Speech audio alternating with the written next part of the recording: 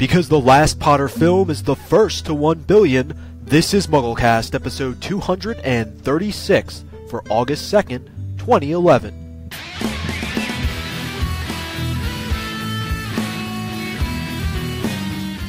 This week's episode of MuggleCast is brought to you by Audible.com, the internet's leading provider of audiobooks with more than 75,000 downloadable titles across all types of literature, including fiction, nonfiction, and periodicals.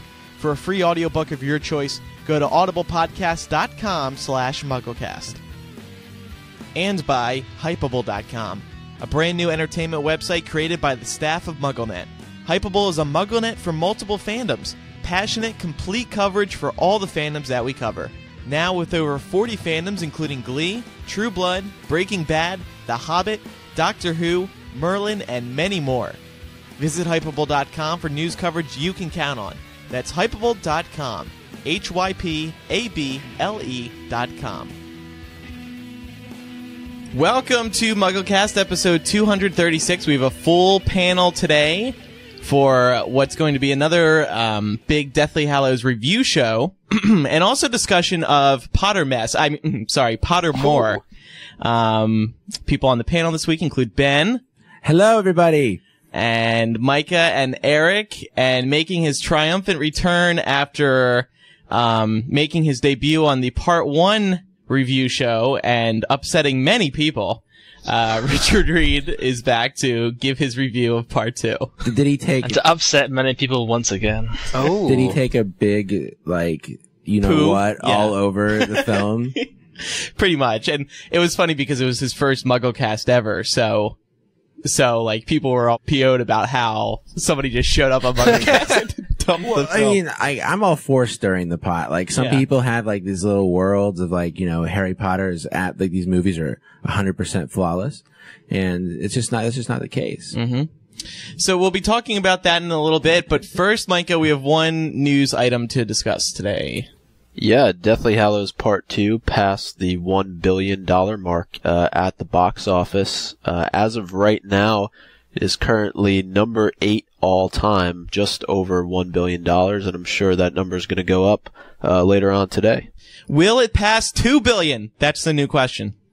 No. I don't think so. There's not going to be a second grand opening, right? I mean, No. I will say the thing it has above the other films is that it's still in theaters, right? So they can't go up, only it can. Right. Well, it may pass Alice in Wonderland, which is $1,024,000,000. Wow. Which is just a ridiculous amount of money. That is a lot of money. I mean, that's a recent movie. I don't feel like, was there a website just like us in the Alice in Wonderland fandom that was just as excited as we are about Potter passing $1 billion? Because it's so odd to think that a film so recently has been right where Potter is right now, because we want to think that this film is breaking all sorts of records. Right? I mean, didn't Avatar pass $1 billion as well? Yeah, it passed $2 billion. It's almost at 3. That was a couple years ago, wasn't it now? it was re-released too, wasn't it? Oh, it was. And plus, it was 3D. Everybody had to see it in 3D. Yeah, the other thing, though, 2D. you got to think, though, that Part 2 is going to make another $100 million, won't it? I mean, that's not that far out of reach. Right, because it's only been about 2 weeks. So you're looking at it passing Lord of the Rings: Return of the King. I mean, I think it'll make it all the way up to number 3 if it keeps on this trend. It is the number 1 Potter film of all time. It beat Sorcerer's Stone, which had peaked at $97.4 million. So beat it by a long shot. And yeah, so that's good news. I mean, it was kind of predicted. I think the reasons everybody saw it, it made so much was, one, it was the last film. I think a lot of people were just struck by the curiosity of the franchise and decided, hey, okay, I'll go check out the last one. Plus, the reviews were so great on Rotten Tomatoes. I think it averaged 98%. Is it still up? Is it still up there? Still up. Is it still 98%? Yeah, let me see. 96%. So that's great. If Toy Story 3 only had, you said 93%? No. Toy Story 3 had 99 or 100. Oh, okay. Did you write all those reviews? But that's... What? No. I'm just shocked that this has gone. 8 films, that's over a decade. That's a long time to be able to keep something like this going, is it not? Like, You're talking about staying relevant? Well, I mean, not just staying relevant. Like, imagine had they like really, really messed up movie 4 or something. Like would they have been able to carry it this long? Or like would people have come back for movie 5? I feel like they played their cards like nearly perfectly. I mean, there are some things people aren't going to be happy about, but you can't please everybody. But I think that did a remarkable job of keeping people interested. And I mean, I guess that's what the power you have when you have like one of the biggest movie studios and some of the best marketing minds behind your brand. It really gives you the ability to do that. But still, I think you're right to not blow it so badly that nobody would come back. I feel like they could have done that, right? I mean, they could have blown it. Well, the Potter fans still would have come back because you look at how loyal they are to J.K. Rowling, Queen Rowling. As she's called. Well, Yes. I mean, if she had withdrawn her support, though, she from wouldn't the have, Series though. A based- She wouldn't Yeah, have. that's true. That's true. That would have been a better feud than, some of the more recent ones we've seen, like, the whole Vander Ark stuff or Right. whatever. Like, if there was like a big battle between Joe and Films Warner Brothers versus- over the rights and stuff, that would be epic. That would be fun to watch. So yeah, congrats to them. I'm sure Warner Brothers was, wonder if they had a little party once they passed 1 billion. So Warner Brothers is owned by Time Warner, like a big conglomerate. Okay. So say this movie profits $700 million. Of course the shareholders get paid, but does anybody know who like Joe Warner is? Like, like the dude who like gets like most of the money off of this? Or is there one dude who gets most of it? Well, there's a president of Warner Brothers. I think a lot of it goes back into the company. Yeah, of course. Well, doesn't Disney own Warner? No. Correct No, me if they I'm wrong. don't. Disney owns a lot, or Warner owns Disney, or something. They're always buying things too. Like even the new Marvel Studios is Disney owns Marvel. yeah, Disney owns Marvel now, and it's just it's all one big company in the end. So if a film like Harry Potter does this well, then I guess I don't know, the ball keeps on rolling. People can go home, feed their families, and they put it into new projects, I think. I see that Apple now has more money than the U.S. government. I wonder if Harry Potter and Warner Brothers have more money than the U.S. government. That's the thing, is everybody's going to, eventually, these companies, everybody's going to have more money than the U.S. government, and nobody's going to lend it to the U.S. government. That's going to be like the next milestone. It's not like $1 billion. It's going to be, are you richer than America? Before we continue with today's episode of MuggleCast, we'd like to remind you that this episode is brought to you by Audible.com, the internet's leading provider of audiobooks with more than 75,000 downloadable titles across all types of literature and featuring audio versions of many New York Times bestsellers. For listeners of this podcast, Audible is offering a free audiobook to give you a chance to try out their great service. One audiobook to consider is The Hunger Games, the first in a trilogy of the same name. The series is hotter than ever right now because filming for the movie adaptation recently got underway. It's one book and film series you are not going to want to miss. So, for a free audiobook of your choice, such as The Hunger Games, go to audiblepodcast.com/MuggleCast. Again, that's audiblepodcast.com/MuggleCast. All right, let's talk about Pottermore. Who got a registration? I didn't, and I was gotta say something. Like, I don't know if this logic is correct, but like some of you Jimmies out there tweeting about it, like, oh, I registered for my 10th username. Which one should I choose? Should I be Weasley one off 24, or should I be DumbleDip 44? Like, it's like, geez, like all those names sucked. Why don't you just choose one of them and let other people get registrations? Because now I don't have a registration and I am not happy. Neither do I, Ben. I'm not happy about it either. You're not happy about it? Thanks for all your 10 usernames, folks. Luckily, there will be 6 more days where you can go in and grab one. I have to be honest, I did grab 3 because I wanted a name that I liked. You're one of them. Like, what the? I did not. Well, I ended up with Castle Cloak 3. That was my original anyway because I forgot my other 2. Really? Yeah. Castle Cloak? Castle Wait, Cloak. why are you blaming me? It was the coolest one of the pack. What were the other ones? I can't remember. Richard and Eric, you guys got in too, right? Yeah. No, I didn't. I didn't did. even Oh, no. see the magic quill. Oh, Richard did? I did, but I can't remember my username either. Now, why would they let you choose your usernames? Because they don't want people competing for like, oh, I want to No. be Pottermore.com / No. Ben. They could at least remind you of what your damn username is in the email they send you. Yes. It's child safety reasons, so people can't put in like their real name or put in like the, you know, Los Angeles dweller 32. You know? Yeah. Yeah. People can track it. Yeah, so how it worked was actually, it was kind of inconvenient for those in America. It went live. What's happening is each day this week, Pottermore is opening up another X amount of beta registrations that are up for grabs. The first batch went up Sunday night at 4 a.m. Eastern time, which is of course very inconvenient for everybody in America. Richard got his because, it was morning, his time over there in the UK. And I had set my alarm for 1 a.m. Pacific time because there were rumors that it would be going live sometime after midnight. And honestly, the whole process is really, it's cumbersome, intense. Mm-hmm. It's cumbersome. Yes. Convoluted. You have to solve a clue that's posted. It was posted just on Pottermore.com. I thought it was going to be hidden or something, but it wasn't. So the clue's on Pottermore.com. You have to figure out the riddle. And is it better or worse than the Sorcerer's Stone DVD? I'd say it's just as annoying. Can we try and figure the riddle out here for those of us who... Yeah, sure. The clue was, how many breeds of owl are featured on the Elops Owl Emporium sign? Multiply this number by 49.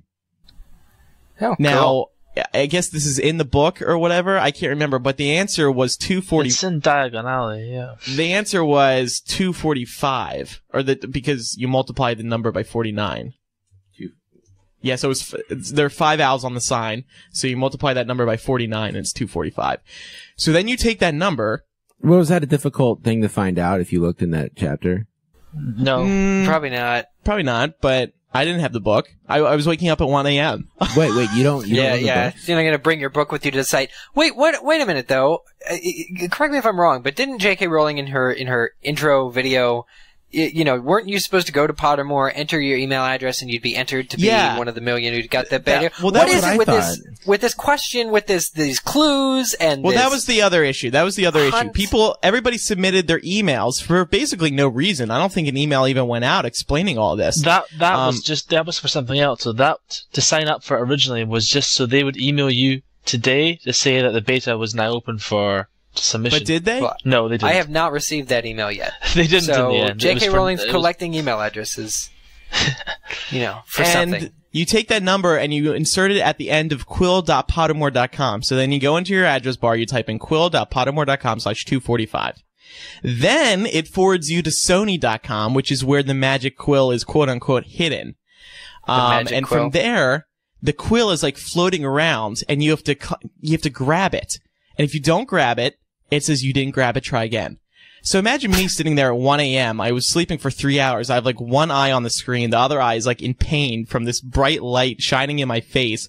And I'm trying to hit this damn feather that keeps moving around very slowly because it's Flash and Flash sucks. It sucks even more when there's 200 million people trying to do it at the same time. Right. Servers are crashing, right? Not loading. Yeah, it's like people are having resetting. a hard time. And then, so then you just, you click this quill and then the sign up process begins. And that part was relatively okay.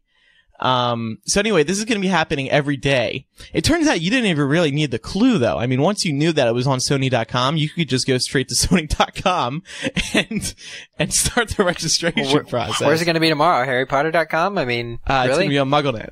No, just kidding. Yeah. But. So if people are already, making 8 usernames to have like backup usernames and all that, does this mean like people are going to get sorted into a house, and if it's not the house they want, they're just going to like go to one of the other accounts and undermine the whole integrity of the system? The Pottermore. Yeah, it does undermine the integrity. They were supposed to prevent against that. At the Pottermore panel at LeakyCon, they were asked that question specifically, and they said no. There's only one shot. No, ever. well, look. In fairness to them, they can't stop people from creating multiple usernames. I mean, that's not possible, really. I'm selling my other ones on eBay. So well, your names must be so much better than everybody else's, Richard. What names did you get? Yeah, he said he forgot. That was the issue. My first user account kind of went bonkers, so that's why I set up a second and third one, because it gave me an error when I tried to click the confirmation email, which, by the way, I had to wait a half hour before, so, it's going on like 2:30 a.m. I just want to go back to bed. I have to be up at 6 or 7. And so then I forget my username because you can submit with the same email address for multiple accounts. But then it just sends me the username for one. And it's just like, my third one was the one I wanted. It had like unicorn in it. I wanted something with unicorn. Aww. Yeah. It was upsetting. My third one. Yeah. I have extra to spend. Between you and Richard, you guys have like 8, and the rest of us are sitting here with 0. Listen, this is not equal. But I'm willing to sell you one, though, Ben. Start the bidding at 5 cents. 5 cents. Do you take PayPal? So what happened was I do. it went live, like I said, at 4 a.m. Eastern, and it was closed by about 6 a.m. Eastern. It was all done. So it was about 2 or 3 hours that it was open. They had all filled up. So again, this is going to be happening every day this week through Saturday. So And you have plenty of it's a chances. different book each day. It's a clues from a different, different book. So today was about Philosopher's Stone. Tomorrow was about Chamber of Secrets. And apparently the questions are going to get easier as well. Yeah, well, and will you always go to Sony.com? I'm sure. I'm gonna try sure that. it'll be somewhere else. Yeah, I imagine it may be like on the official Harry Potter website, Scholastic, sort of like where all the OWL banners were. That's my guess. Yeah, but it's not like MuggleNet has a hidden registration page that's waiting to go live. Or do we? No. The people who are involved with this have major corporate deals.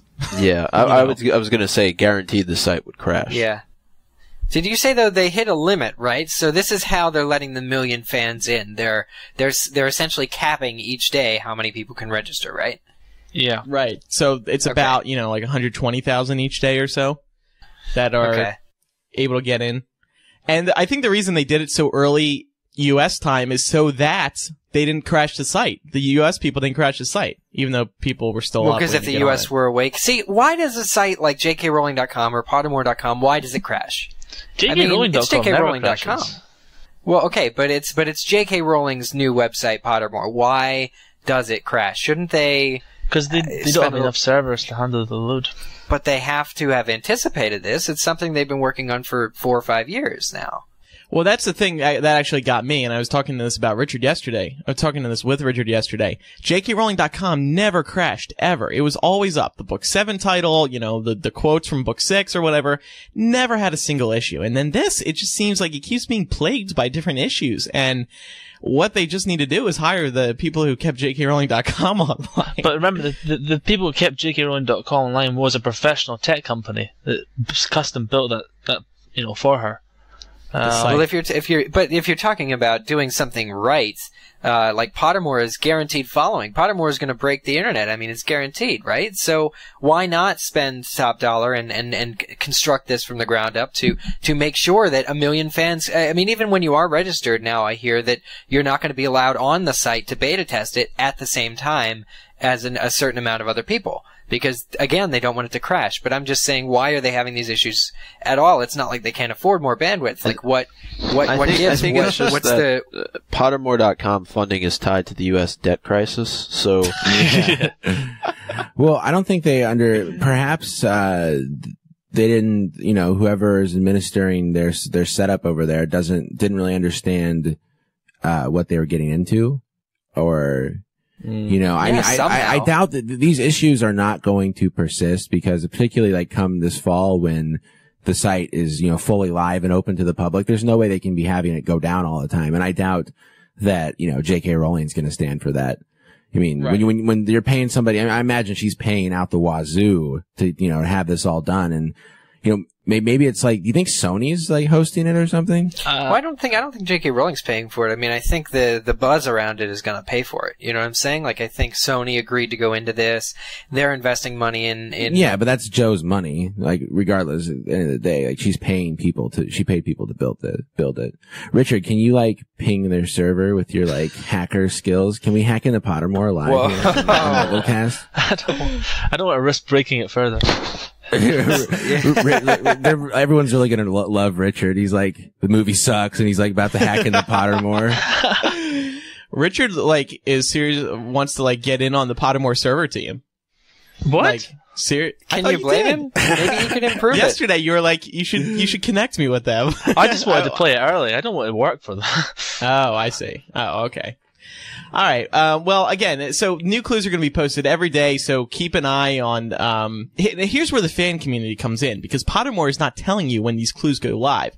So that's BS. And not only that, but Pottermore doesn't give you the answers to the clues. So you can like rely on your friends on Twitter and the comments on MuggleNet to like not have to solve the riddle yourself. Right. That's what we're, so, right. I mean, doesn't that kind of take the fun out of it though? It's like, oh, let me go search Twitter and find out what the answer is. But here's why we do it. Some people just want to get in the dang site. They don't want to sit there and divide and multiply by 49 and then go to Sony's site. You know, I mean, they're going to have to do that anyway, but they just want to sign up. And and here's the other thing. It's going to be on the internet anyway. So why not us do it too? It's going to be on Tumblr and Facebook. Yeah. So I just thought I already signed up for beta. And if I didn't get the email, then I wasn't one of the lucky million. I accept that. Yeah. None of this clue thing. I'm tired of the clues. Come on. How many signups did they get? Did they announce that? Well, they must have. In the email? Like that initial one. Yeah. You know what? They said it at the LeakyCon panel. I'm forgetting. But you know, the Joe's video on YouTube's had over 1 million views, and there's definitely been a lot of interest. Well, yeah, that, and everybody entered like 8 email addresses. That original sign up didn't work for ages. Right. The email sign up didn't even work initially. Yeah. Oh, that's right. I never actually signed up, I don't think. I remember when it came out, it didn't work, and then I just went to bed. What's people crashing the server? So this is the preparation you're talking about for them to prevent this sort of thing from happening in the future, although it's still going on. So anyway, there's still, there's still a lot to look forward to. So keep an eye on MuggleNet and Hypable. We'll be keeping you guys updated. People cannot spend all day on Pottermore waiting for betas to open up. Yeah. So that's why But they will, though. That's the thing. That's the reason they can delay it 10 hours, because Harry Potter fans, Harry Potter is it's like a addiction. Not addiction, but it's like people have such a high affinity it's a for way it of life. that they'll wait around 10 hours. It doesn't matter. Like they can jerk our chains all they want. I just for fun, I asked to people who follow us on Twitter, twitter.com/MuggleCast, what username did you get? Because you get to pick from one of 5. And the usernames are basically 2 nouns put together plus a number. So Joe Ray's said this guy has 12. Feathercloak 3, Wingwolf 56, Rain Felice 13, Phoenix Seer 124, Wizard Witch 53. That's kind of a cool one. Wizard Witch. Yeah. This is all one person. Yeah. Ben, are you writing these down? We can email these to Melissa and have them banned from the site. Wheezy Witch. Henry McNinja said Seeker has the name Seeker Echo 52. Wow. Jandra has Midnight Sun 101, which is actually very interesting because that's a thing out of Twilight. Yeah, it's the unwritten novel. Yeah. N8 Chevalier has Silver Thestral 53. That's a cool one. Care Bear has Feather Sun 168. Now, the cool thing is, if I'm remembering correctly from the discussion at LeakyCon, you're going to be able to, ring up these friends if you have their username and duel them. There's going to be, a wizard duel. So, yeah, just cool. Where you log into Facebook and you see you have pokes pending, you're going to have, duels pending, where you can duel your friends. Henny HP Lover has Spirit Pumpkin 144. See, why wasn't I offered these names? Spirit Pumpkin? Yeah, that's great. Wow. No? You have poor taste in Pottermore names, Andrew. Spirit Pumpkin. Well, to be continued. We'll find out what you get, Ben, and what I get, and what Micah gets. I guess now I gotta go with my first username because I've bitched about everybody else. Yeah. And there are 9 usernames. So. Don't be hypocritical now. Just go with it. Well, I'm not gonna broadcast the fact that I registered 12 times. That's not something I'm gonna tell everybody. Oh, I just remembered my name. What is it? It's Noxdust 142. That's a good one. I like that awesome. one. That's awesome. That's like extinguishing. That's like extinguishing fairies. Their fairy dust knocks extinguishes light. You're just going around stepping on fairies. Yeah, that's Richard. Oh my goodness. I'm trying to load up my other name. I'm trying to look at my conversation with Richard from last night. Walnut Knight 188. Walnut Knight. Yeah. Walnut Knight. 199, 188. Yeah, that, and I said to Richard, that's currently my favorite. That's pretty cool. Okay, anyway, let's move on to a discussion on Deathly Hallows Part 2. We talked about it on episode 234, which was live at LeakyCon. We had Ivana Lynch on. We had listeners coming up, throwing in their opinions. Richard, let's start with you, because you're the only one on this panel right now who wasn't at that live show. What did you think of Deathly Hallows Part 2? I thought, I just hated it. It just sucked so much. No, I'm not kidding. I loved it. I really liked it. This is the first movie that I've actually really enjoyed. I've never particularly liked any of the previous ones enough to want to watch them more than once or twice. But no, I saw this one twice, and I came out of the cinema both times thinking, wow, I really liked that. There's various reasons for it. My biggest complaint, with part 1 was that I thought the acting, particularly from Dan Radcliffe, I thought it was really, really bad. In so many scenes, it was kind of cringeworthy. And what's more is the trio were kind of by themselves in it for most of the film, because a lot of the older cast, like Alan Rickman and Maggie Smith and Julie Walters and all, they didn't really appear in it so much, since it was just Harry, Ron, and Hermione camping. So they had to hold the film by themselves, and I didn't really think they managed it very well. Whereas in this film, A, the experienced cast came back, and B, it wasn't really, a dialogue-y film. It was very much an action film. So they didn't need to rely on great acting. They just needed to rely on great action, and they did. They pulled that off really well. I thought, in particular, Dan was actually really convincing, really good at that type of stuff. Much better than the serious stuff. So I couldn't really fault the film in that way whatsoever. And the more experienced cast, they really stepped up their game, particularly Alan Rickman, who was just fantastic. Well, and don't forget Ralph Fiennes. Yeah, and Maggie Smith. I mean, all three of them were really standouts for me. Yeah, exactly. I mean, there was bits that I didn't like. I still think, the Harry and Ginny thing doesn't portray well in the films whatsoever. They've never got that right at all, and they didn't get it right this time either. You know who I blame for that? I blame Bonnie Wright. I've never liked her. I met her at the premiere, and I asked her a couple of questions, and the way you interact with her there is a lot different to how she appears in the film. So I actually, until that I did as well, but since I met her, I don't blame her. I blame the writers, and I blame the director for it. The 3D, I know, 3D asked my arse. I did not get what was so big about it whatsoever. I wish 3D phrase? Ask my arse. Ask my arse. I guess it's just a local phrase. But the point is, local. The point is that I just wish 3D would die already. Really, but in this film in particular, I just added nothing to it at all. I forgot that I was watching 3D for the most part of it. The only time I remembered it is when my glasses slid in my nose and I had to push them back up again.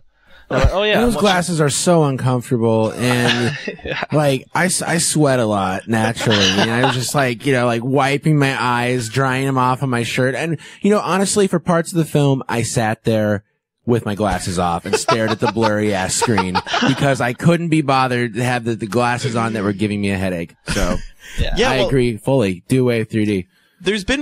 There's been reports that it's not healthy. 3D is not good for your eyes. Good. It's a fad. It's going to go away. There will always be those reports. But, no, I will agree with the 3D in this film. So we saw it, when I saw it the first time, I saw it in 3D.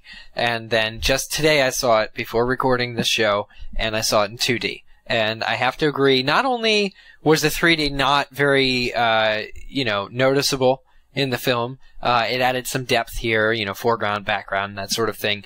But all in all, there were not scenes that really, really stood out.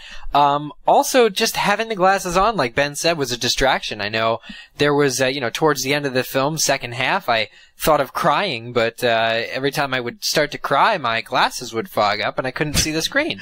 So it's a little restricted there. I couldn't really be myself when I was wearing the 3D. You created a climate within your eye sockets. It was a small ecosystem.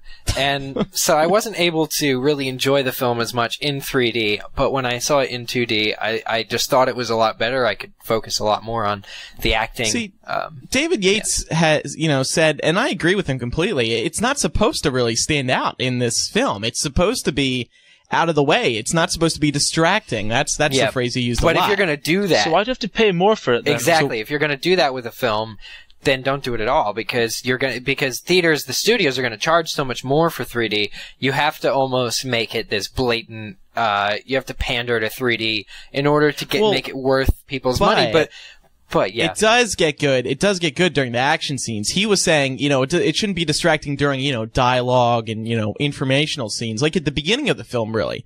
When, Harry's talking to Griphook and Ollivander, you really don't see it there. You do see it, when the Gringotts escape, the final battle at the end, but it's not obnoxious, and I appreciated that. I don't know. When the only time the 3D really worked for me was when the Valdifetti came out at the end. I felt like it was coming down on me, like I was in Times Square New Year's Eve. Not really though. Yeah. The Valdifetti.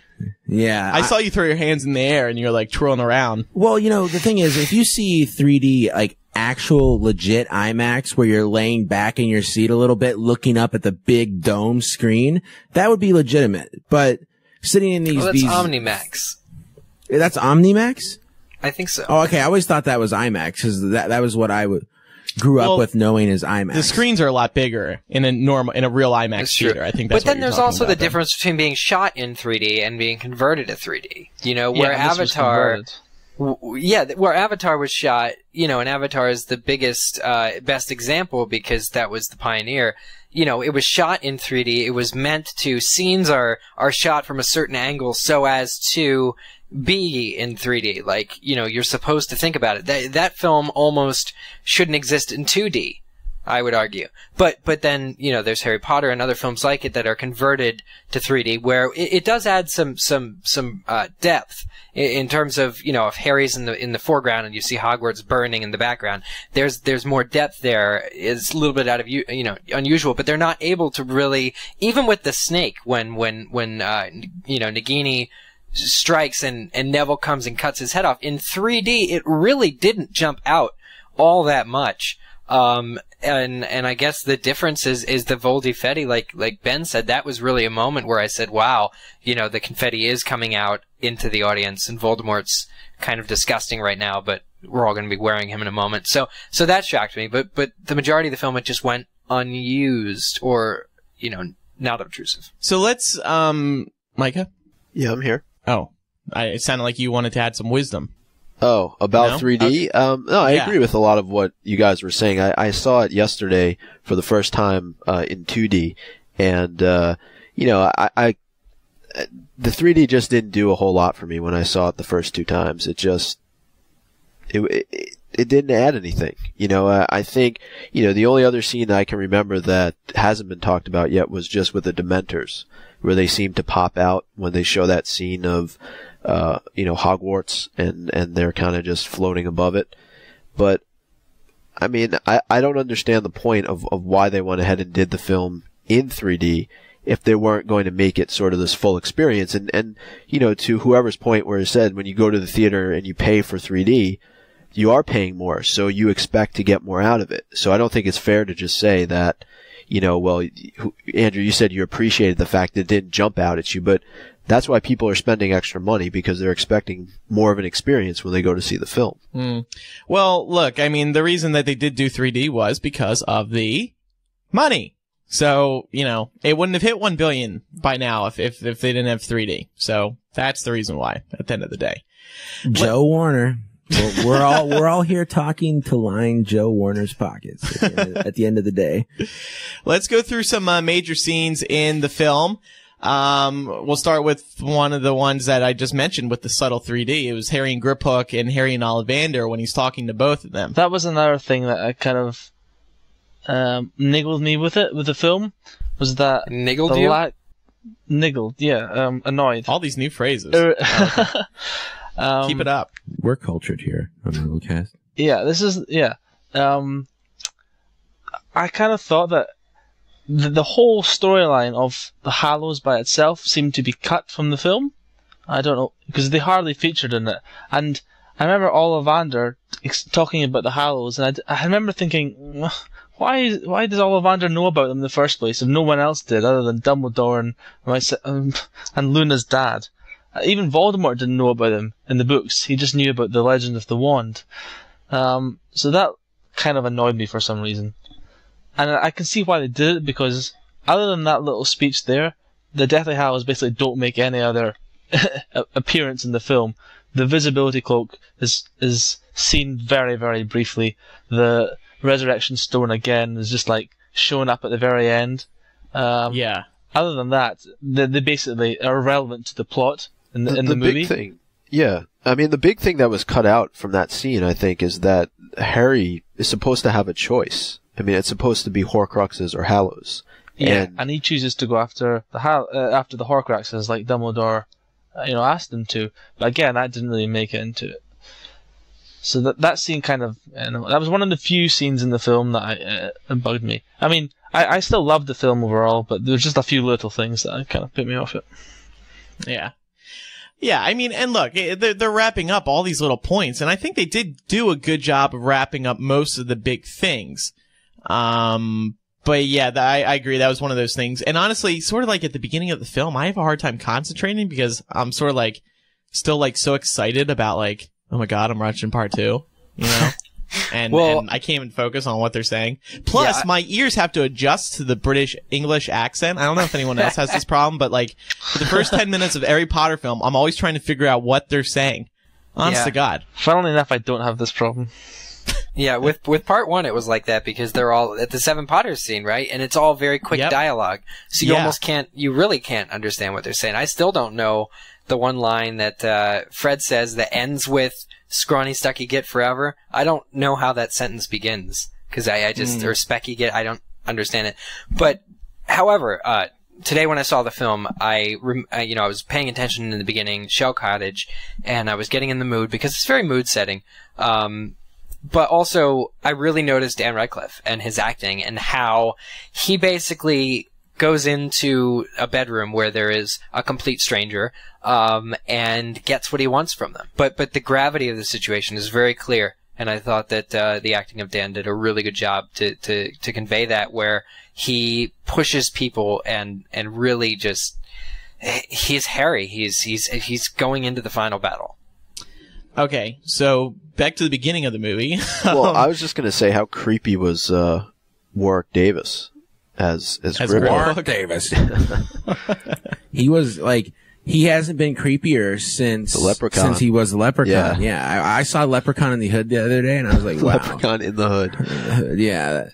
You went to the Hood for a Leprechaun screening? A movie. No, it's a movie. It's like like a spin-off of the original. Is that Warwick Davis though? Yeah, I think so. I'm pretty sure. Okay, so Gringotts, they go down in, I talked about this, I think at the Leaky Live, the show at the LeakyCon, at LeakyCon.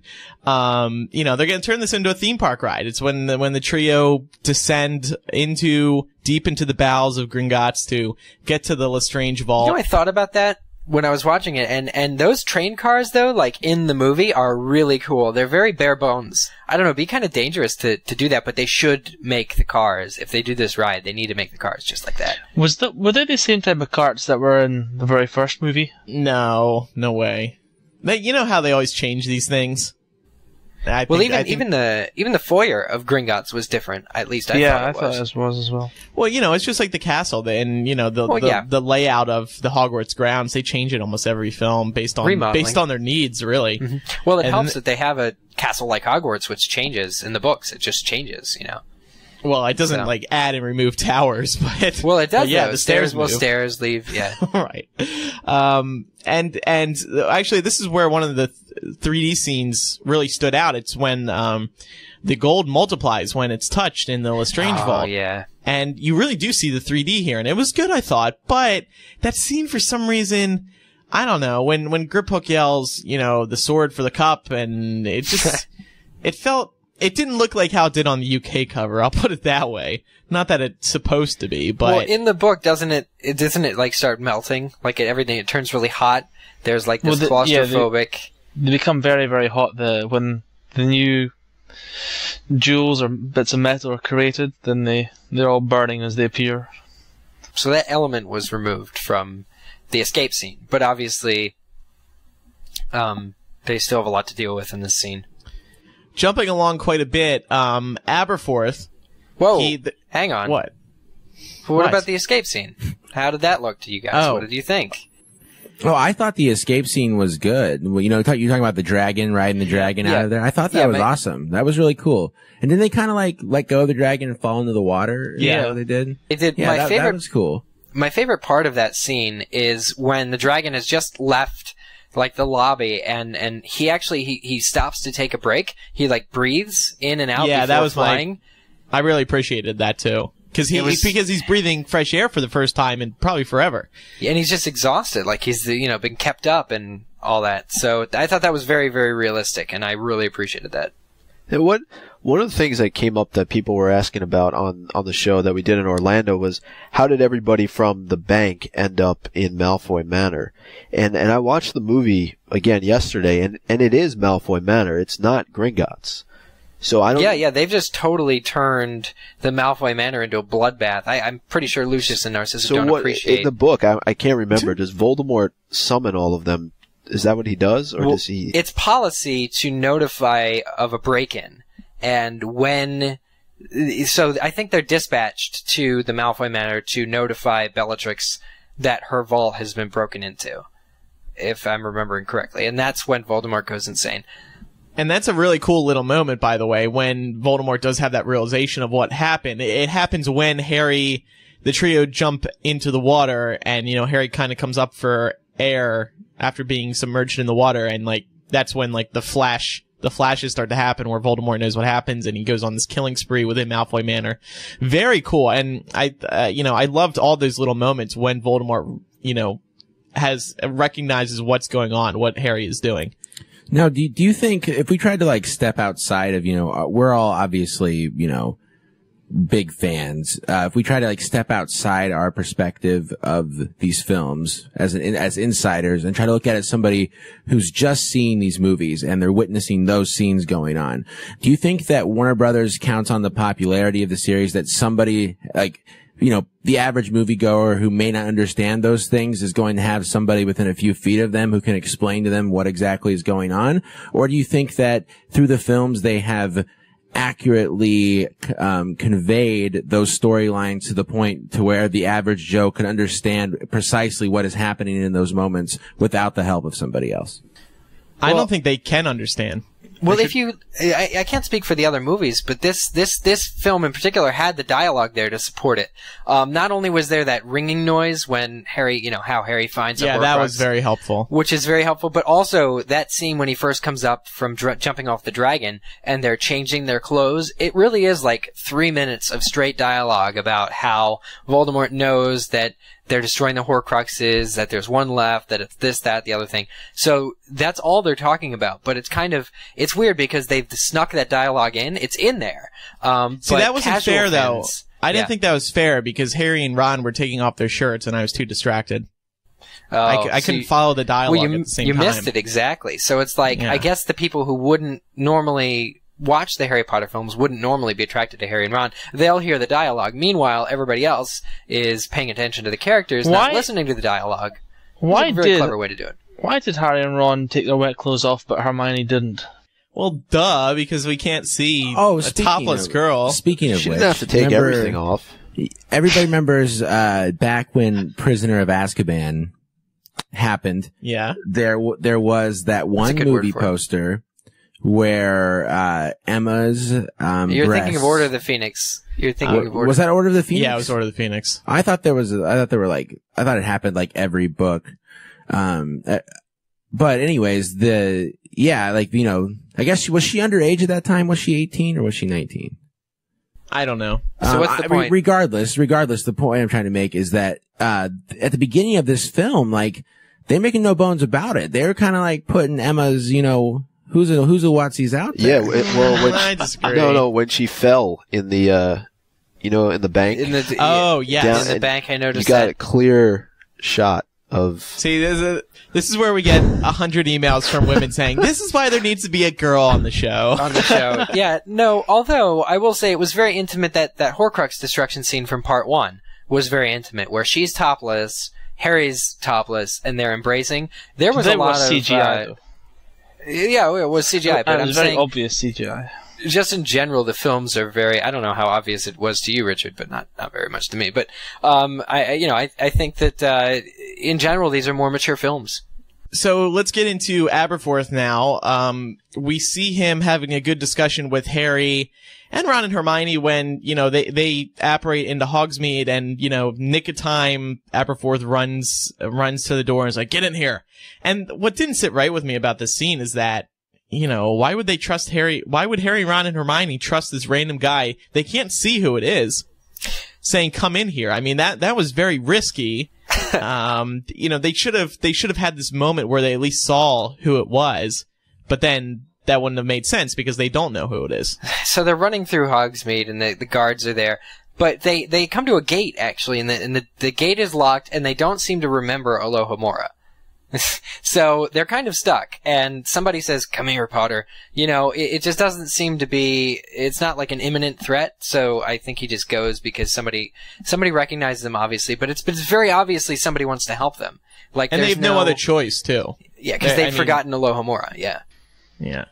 They've forgotten Alohomora. Hey, well, what did you think about the interaction between, Harry and Aberforth? It was good, but apparently they shot as Richard, when he interviewed Kieran Hines on the red carpet at the London premiere, he said that they shot a lot more, right, Richard? Yeah, I was just about to bring this up. I think I inadvertently revealed to him how much of his character was actually cut from this film. He didn't really know. Yeah, but beforehand. you made it sound bad though. I mean, there was still plenty of stuff in it. Yeah. Like, I thought what I he was was actually about to getting cry. at was what I was getting at was that was he not disappointed that the whole backstory with Dumbledore and his family were cut? He probably doesn't even know. Like, probably doesn't even know the. He did because he did say he had read the books and he knew about the character. But I think he assumed that his entire character was cut as a result and sort of panicked a little bit. You almost made him cry. I felt really We have guilty. HD video. I could see his eyes watering up. Yeah. Well, no, he was a really great guy as well. Mm-hmm. I thought that just the way, there was kind of like that tension between Aberforth and Harry, where Harry was kind of like, kind of like you suck, you don't really, like, you're not You've out given there up on the front lines. Yeah, that's what he says. He says, you've given up. And then he says, Hermione says, like, had he given up, would he be here now or something like that? Yeah, she has that extra line, which was very in character, but I was shocked because it was like such an in character line. Yeah. Where she's disagreeing with Harry. The interesting thing about that scene was that, the interview we had with David Yates, he said that J.K. Rowling helped to write the whole Aberforth scene. He said she had input. He said she was very helpful. Yeah. Yeah. But in terms of how to do that. It was weird dialogue because I don't think he was never really introduced prior to this film, except for a brief cameo in Order of the Phoenix, right? And it wasn't even Kieran Hines at the time who played him, so it's right. No, I actually felt that was one of this film's strengths, was having actors like Kieran Hines and the Great Lady, for instance, characters we'd never met before. But they have such screen presence, and they really have a character that you appreciate, and you cheer for Kieran Hines when he shows up in battle and shoots the Patronus. Against all the Dementors. One of the complaints that I have about this film, and I like the film overall. I think it's probably the best in the series. Is just the whole. They cut Dumbledore's backstory from this a lot. I mean, they didn't learn a whole lot about him, and the Aberforth talks about Dumbledore's. What? They cut it because they cut the Hallows, and the backstory was only relevant to the Hallows for his quest to find them in the first place for Grindelwald. So since they cut all the Hallows out, what was the point of having Dumbledore's backstory in it as well? Well, it's just there was a couple of things that were mentioned. like when Aberforth talks about his Dumbledore's quest for power, it's like, well, what quest for power? We don't, as a moviegoer, we don't know anything about that. And then when Hermione says that's your sister Ariana, well, how would Hermione know that? There's no explanation. Well, she read that book. Well, yeah, we know that, but she's seen reading that book in part 1, though. I mean, it's not like we need to be spoon-fed everything, right? Well, yes, we do, because, I mean, this is what Ben was kind of mentioning earlier, that there does need to be somebody, you know, if like, say my mom, she needs guidance through these films, because she's read the books, or she's read a few of them, but, you know, there's a lot here. This is a very intricate plot, and they don't really explain everything sometimes, as evidenced by this little conversation right now. I just want to say, for the record, that you're all being more negative about the film than I am. Well, you know, we're still not to the end where we're like, overall, it was fantastic. Well, the other thing that I wanted to comment on is, you know, the performances of Dan, Rupert, and Emma. I think that overall, I think we've just gotten used to their particular interpretations of these characters, and so it's like when we say, "Oh, was Dan's performance as Harry good?" I mean, I think we've just known him as Harry for so long that, you know, Dan does a good Dan being Harry. I don't think... I disagree with that. I mean, I don't think he does a bad Dan being Harry, but... I think there were some moments where Dan exceptionally shined through as Harry, or that he brought something to the role of Harry that I had always wanted to be there in the books.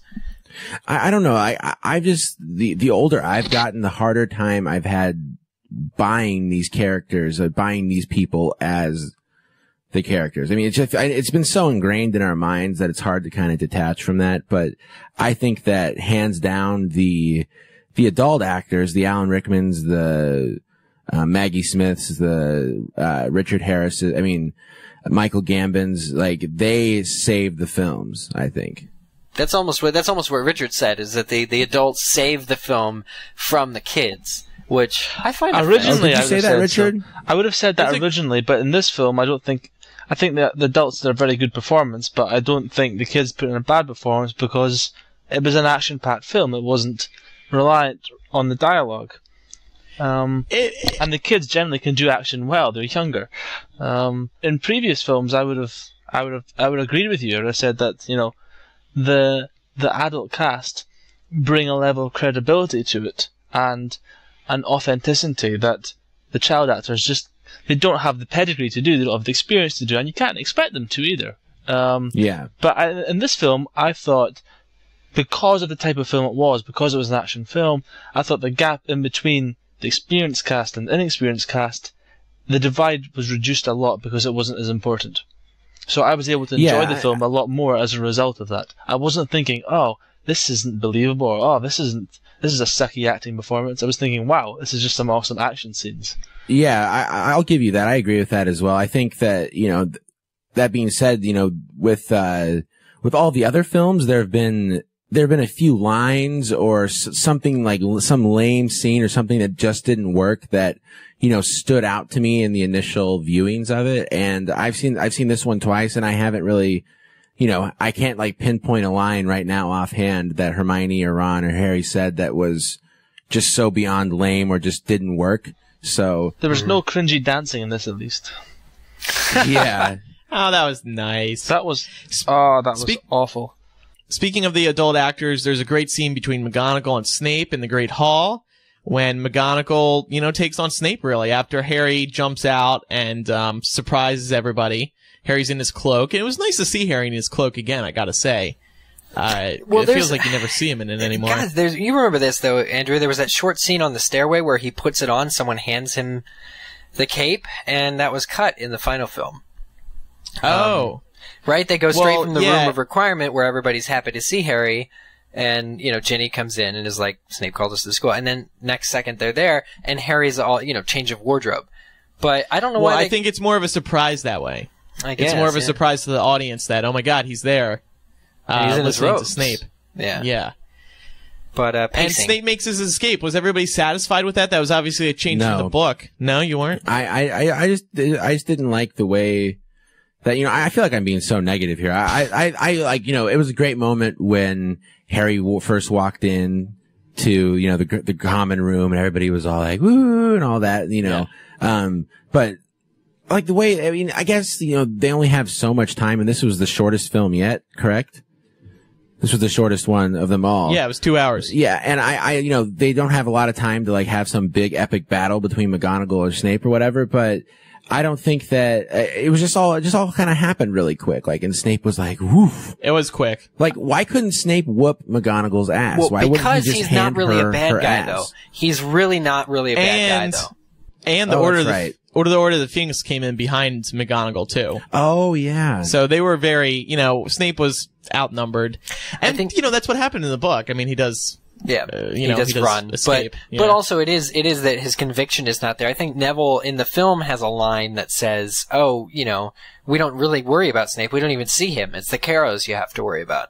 So you get this impression that Snape is again, not really a bad guy. He's letting all this stuff happen. That makes him a bad guy, but his allegiances are really elsewhere. McGonagall arming the school. This is a very cool montage where we see all the teachers, really. But defend the school. Yeah. What did she say? Do your duty to the school. Yeah. That was when I went on the set visit. That's actually the shot they were filming. It was a night shoot. And Maggie Smith was there, Julie Walters, Warwick Davis. When I was on the set visit. No, I'm just... You always have to make a bracket. When I was behind it was such an awesome scene, guys. You really missed out. It was actually more difficult having been there than it was not being there. McGonagall, yeah, so they were shooting that basically all night. And, it's such a cool scene, especially in the trailer, when you see her make the statues come to life. But my issue with it, and I brought this up in my set report and maybe on the LeakyCon show, I just did not like when McGonagall says, "Oh, I always wanted to do that spell."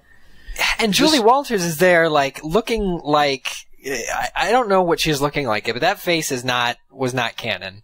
That Julie Walters is just kind of like... No, it was. She's a concerned mother. But that face is not canon. I couldn't understand what was going on with Molly Weasley in that moment. I couldn't get it. Yeah, it seemed all a little bit out of place. I don't know. Maybe it had been McGonagall or what you were just saying? Yeah, that when she made that comment that I've always wanted to do that spell, it seemed like there were a couple times in the film there was a bit of forced humor. Yeah. Well, I think that that's kind of what these films, it's kind of part of these films thing, like having like that little bit of awkward kind of humor, because you gotta keep it going. I've gotten mixed opinions on that. I've had some like people who generally are overly critical who would, have told me that they liked that part, that they thought it was kind of cool. And I actually, the first time I saw it, I was like, that sucked. And now the second time I saw it, I was like, hey, that was actually, that kind of fit. That wasn't bad. It's a cool scene. I mean, it's such an epic scene in the book too when she's bringing the statues to life. And Maggie Smith did a great job with it. And yeah, they do like to add comic relief. And frankly, you need it in this film. I mean, there's so much action. You gotta have people a chuckle somewhere. Singed, people blowing up left and right, like people bridges, evaporating, like boom. Yep. Boom. That was another part of that scene. Boom. Yeah. So like boom, and then McGonagall goes boom. It's good. It was good. I asked Julie Walters at the premiere if she enjoyed doing all the the acting scenes. She said that she got wand arm from doing it, which I think was her basically defined the term from bruising her arm so much. The Great Lady. It's a crucial scene towards the end of the film when Harry's really trying to convince the Great Lady, hey, tell me where this Horcrux is. And she eventually does. But did you guys like that scene? It was interesting because you see the battle really going on in the background still, and Harry realizes, you see the pressure as Harry sees it as well at the same time. Yeah, absolutely. I love this scene. In fact, I would go so far as to call it my favorite or second favorite scene in the film. It was a banging scene. So then Harry does go into the room of requirement, and this was the part where Draco and... I think Jamie Waylett stole the show at this part. Yeah. Well, that effect, right, where his wand is shooting out the fire and he can't stop it, that was really well done. Jamie Waylett's not in the movies anymore. It was a joke. Oh, I thought you were talking about Crabbe. I thought you were talking about Goyle. I'm sorry. Yeah. Well, yeah, that was cool when he can't stop the fire. No, crap. Can't stop the fire. Stop the fire. Oh, but then Draco, like, he's like, Ron's all like, Harry, if we die because of this, I'm going to kill you. Or whatever, because they go back to save Draco. Yeah, which is a nice moment and very true to Harry's character. Well, I liked when he's climbing the thing and the pixies come out.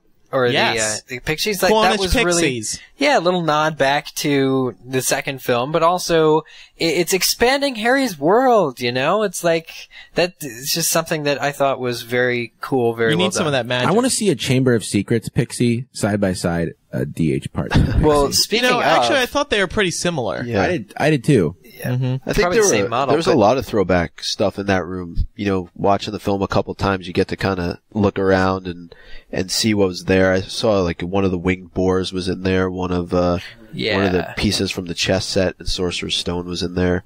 Oh, really? Yeah. And I mean, really, and quite literally, they probably just went into their props department and pulled out everything they could. They could have shot it in their props department and just added the walls of the room of requirement behind it. Yeah, dead Aragog was in there. Not really. Really? No. No. But Snape's death. Yeah, Snape's that was death. another crucial scene. Did it live up to everybody's anticipation? No. Why? Kinda. I mean, I loved that scene. I was kind of disappointed by when he kind of like dies and then he like grabs a tear at the last second, hands it to Harry or whatever. Harry takes the tear. Yeah, he takes the tear. He says, take it, take this. Why did you like it, Richard? Why do you love it? Why did I love it? I always liked how Rickman played Snape in the films, and I always liked Snape as a character because he was the most interesting, and as a result, you're always willing him on to be good. You always wanted him to be good, and in the end, you found out he really was.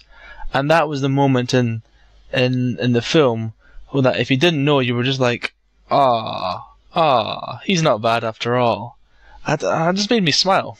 It was emotional. I mean, because you see, Snape's dying. I mean, it's huge, and then you see Nagini attacking him. It's just so much, well. and just like in this film, once the emotion starts, it does not stop. It's just we talked about this. The theater it's like nonstop sobbing for a straight hour. It was so good that I saw it today because the theater was just silent, so quiet, almost too quiet, and it was really enjoyable. Did you cry today? No, but there were moments. That hesitation when I was suggests otherwise. There were moments when I almost did. Yeah, there were moments when I almost did, and I think those moments are always going to be the same for me. Resurrection Stone, where his parents are like, "Hey, we're in here," or any of that really is just, it's always going to hit me in the same place. I know it will.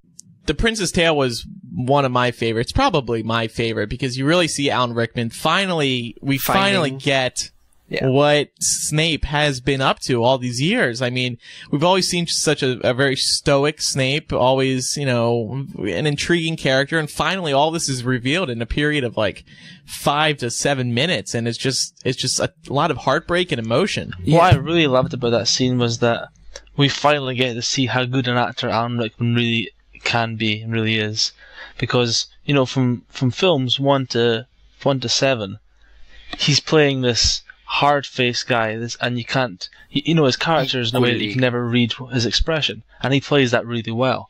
He's very indistinguished in that regard. Whereas in this scene, we finally get to see how good Alan Rickman really can be. Well, could you see that, or was his de-aging process getting in the way? Because I've heard that comment too, that people didn't like. I didn't. I noticed that he looked younger, and I thought, yep, fine. I don't have a problem with this. I bought it. Eric, are you and Alan Rickman like doing some like therapy together? Because I swear to God, every time I see you, I think you look younger. We enrolled in a program. No, I just, the only reason I bring that up is because I heard it, but watching it again today, I thought it was, I didn't see any flaws with it. In fact, I'm glad that they de-aged him. Because when Andrew and I saw it and the effects weren't complete, I thought he still looked too old to be playing Snape from 12, 13 years ago.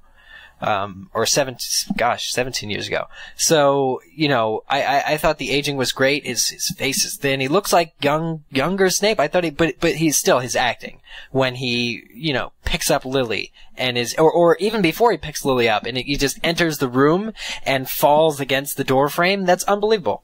Unbelievable. Yeah. Yeah. And this was really the part where, I feel like Snape is, perhaps the most misunderstood character in the series. And, throughout 7 films, 7 books, Snape is built up to constantly, be this guy who, it doesn't really come across that good. And then this is kind of, this is definitely the scene where we see that redemption of Snape.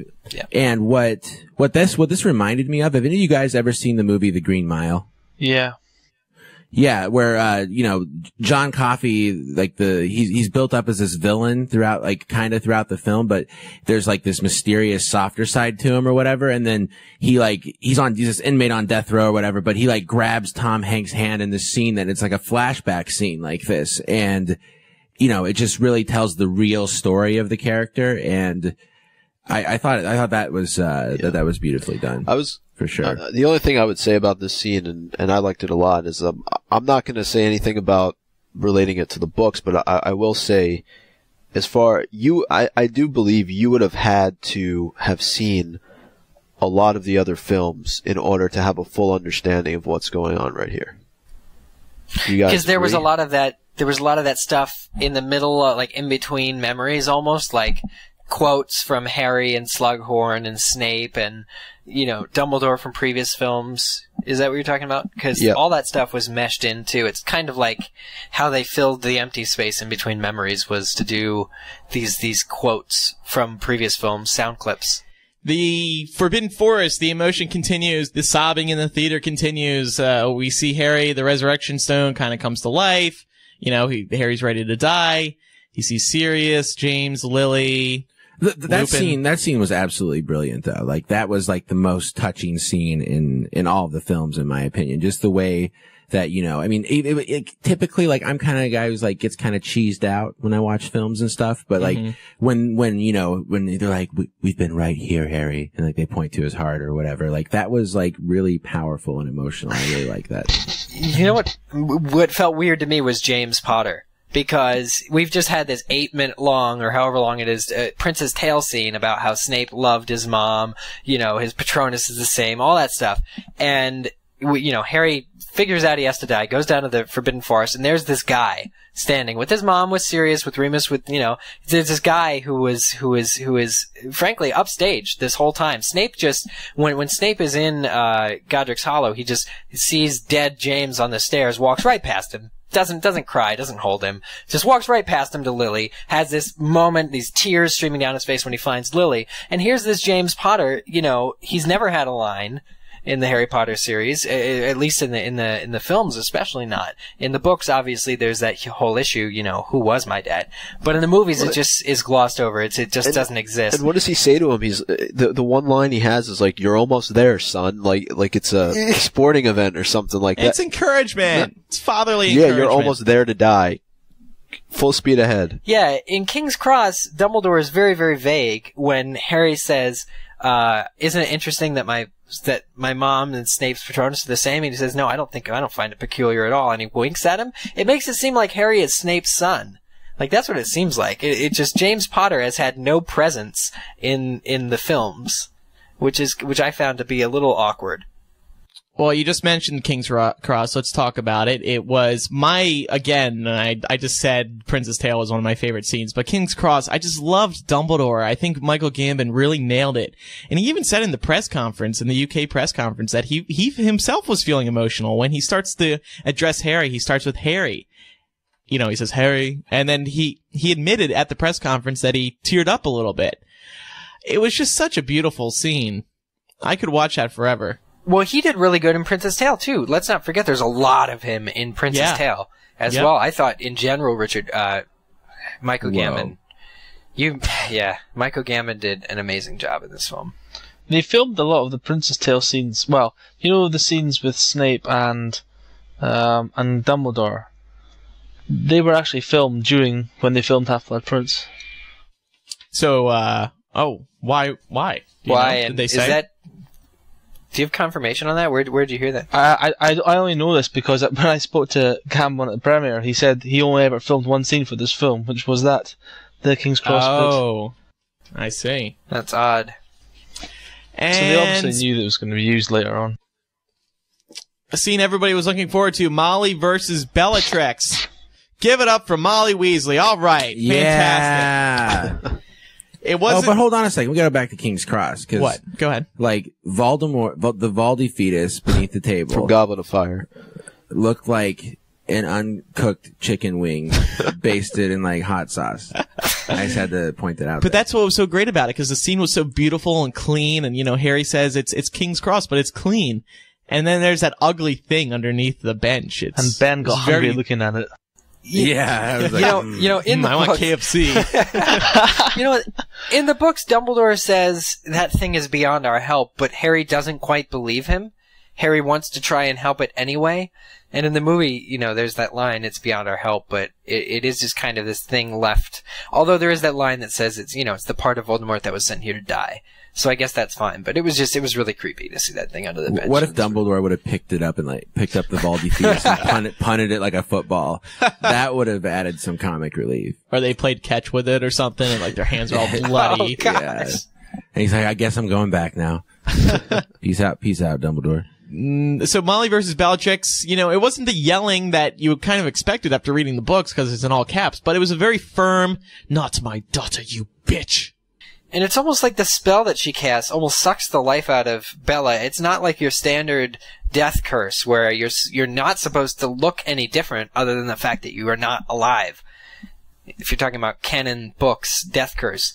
Instead she actually, you see like her skeleton popping through almost. She like breathes in deeply like, and then there's a separate spell that breaks her into a million pieces. Now, do you think that was done? I know we talked about this on the live show, but for ratings purposes, just to kind of not make it as gory or as bloody as maybe it would have been. I think they just wanted to give the audience a chance to cheer. Yeah, I think that's it too. In terms of putting it on film, we've seen these villains for so long, 4 films for Bellatrix and Voldemort, that it's really satisfying, in fact more satisfying, to give them a death scene or a chance to act out their character's death. Yeah, and this isn't Saw.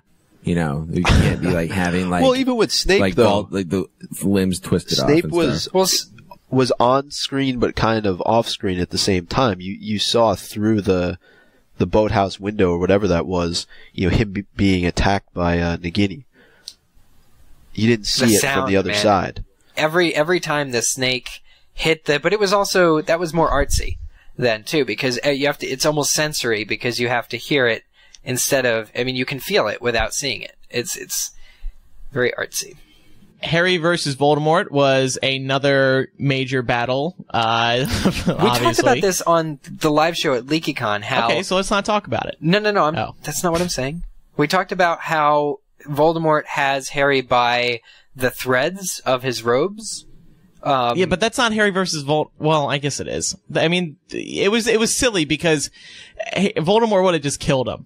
If what Eric's referring to is when Voldemort has Harry tied up. Voldemort just would have killed him right there. That didn't sit right with me. They're at the top of it's before they jump off the tower. But at the LeakyCon, we asked, well, what stops him from killing Harry? And some of the audience said, well, that was when the snake died. And it distracted Voldemort and obviously he let go. But watching it again today, I was looking at that, and no, it's not actually. They just cut out, and Harry is no longer restrained by Voldemort. So that is still sort of a little plot hole in the film. The final battle, let's just go right to that, when, the two are fighting, and not many words are said, really. It's just very visual, and Voldemort ends up disintegrating. Personally, I would have preferred Voldemort to have, just see his body there. I think that would have been better. Yeah. Neville kicks it or something, that would have been cool. Yeah, what about that scene with Neville, though, really quick? He's kind of waking up with, I don't know what music was playing. It was almost like Chariots of Fire or something like that. Yeah. he's about his big moment, I thought that was really cheesy. Well, if you're going to talk about that, Seizing Destiny, then talk about his speech that he gives. I mean, that whole scene was great. Ralph Fiennes is amazing in this film. Richard, I mean, what do you think? What did you think of Voldemort? Because in the books, Richard, I had a problem in the book where I didn't think that Voldemort was very compelling. I thought he made a lot of mistakes. I felt completely differently about Ralph Fiennes playing him in the film because just the range of emotion that whenever the Horcrux is destroyed early in the film and he just goes, where he's like, he's becoming less, alive. I just thought it was very, very, very well acted. Would you agree? I think Voldemort has asthma or something because everything's like a wheeze. It's like, or whatever. And I think he's good. I think it's good, but I feel like he needs to be more of a badass than he is. He was! He doesn't strike me as much of a badass. He's way too I thought he was, particularly when he was slapping Lucius around the face. Oh, yeah. Just in the But he slaps him because he likes him. If he didn't like somebody, he'd Crucio them. I don't think he likes him at all. I think he hates him. I think he despises him. Well, he has that line, how do you live with yourself, right? Yeah, I think he keeps Lucius around because he can't be bothered killing him. He means literally nothing to him. He's a good toy. And finally, the epilogue. The characters didn't look any older than they did. 5 minutes ago.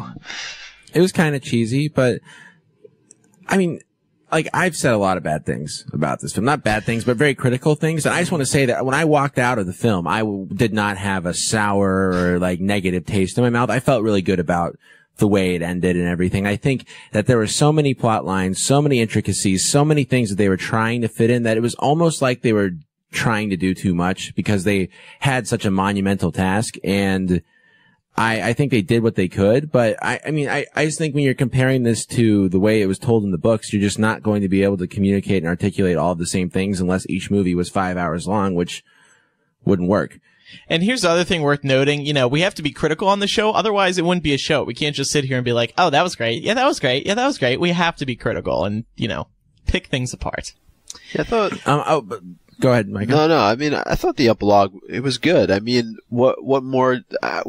I think pretty much everyone on this show was critical of the written epilogue in the book. So, I mean, it's always weird to have that transition to seeing something, with any movie where they're 20 years later or however it is. But, what about the end of the actual film though? What did you guys think of that when Harry snaps the Elder Wand? He doesn't even repair his own wand. He throws it off the bridge there, and they end by all three of them just kind of standing there holding hands together. I imagine Draco was slightly annoyed that he was never getting his wand back.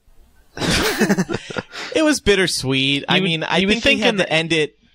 Go ahead. I was going to say, you think in the epilogue when Harry sees Draco and Draco sees Harry, they sort of look at each other and nod. You think Draco would be going, wand please, it's been 19 years. You think you could give me it back now? I think from a filmmaking standpoint, they had to do this closing scene where you just see the trio together with Hogwarts. I mean, I don't know how else you could have done it. It had to be a very iconic shot. Plus, it struck me as being the end of one adventure, but here's another adventure. Where it's the trio, we've spent so much time with them, they're looking off into the abyss of, the unwritten story of what comes next. It just felt very, very, third and fourth and fifth dimension-y to me. Did they use the same piece of the score at the end of the film that they used at the end of Sorcerer's Stone? I think so. Leaving Hogwarts, yeah. The very end of it. A lot of people were happy to see. All right, so there's obviously so much more to talk about still. And we'll do it on the next episode. But speaking of the next episode, we are going to be switching the frequency of the show again. We are going to be going to a monthly format for MuggleCast. We're going to have 2 shows this month. Our next episode will be August 21st. Then September 18th will be the next episode. And what we're doing is going into a regular monthly schedule. You'll be able to count on the show getting out on a certain day, because this is also helping us get into a steady rhythm with all the podcasts that a variety of us do.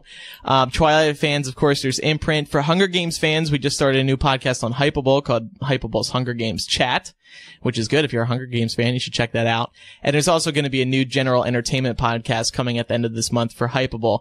But in regards to MuggleCast, with news slowing down, we're always going to be doing MuggleCast. We're not ending it in any way, shape, or form. But in terms of looking out for the long term, we are going to be switching to monthly. And the good news is there are other podcasts to listen to that we'll be producing, and those will be released at different times in the month. So the goal is there will be a new podcast from us every week. It's just not directly MuggleCast. Well, on that note, though, since we're not doing another show, what'd you say till August 21st? Mm-hmm. I just want to say, congratulations on 6 years of podcasting.